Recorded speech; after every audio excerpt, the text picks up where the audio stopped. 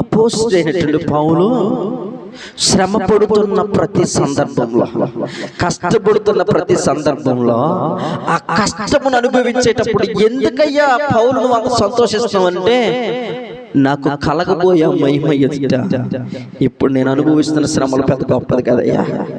ఇప్పుడు శ్రమ పడపడానన్న యేసయ్యను వదిలేశానంటే నేనేం వదిలేసుకుంటాను? పరలోకంలో నాకు కలగబోయే మహిమను వదిలేసుకుంటాను. ఇప్పుడు నాకు కలుగుతున్న అవమానం కలుగుతుంది అని చెప్పి నా యేసయ్యను వదిలేసుకుంటే, నాకు శ్రమ కలుగుతుందన్న విశ్వాసం వదిలేసుకుంటే, నాకు ఇబ్బంది వచ్చిందని నా రక్షణ వదిలేసుకుంటే, రేపు పరలోకంలో నాకు కలగబోయే మహిమ నేను కోల్పోతానయ్యా. కనుక నేను దాన్ని తలుచుకుంటుండే ఇప్పుడు పడతన్న కష్టాలేమి నాకు కష్టాలు అనిపించడం లేదు అని అన్నాడు.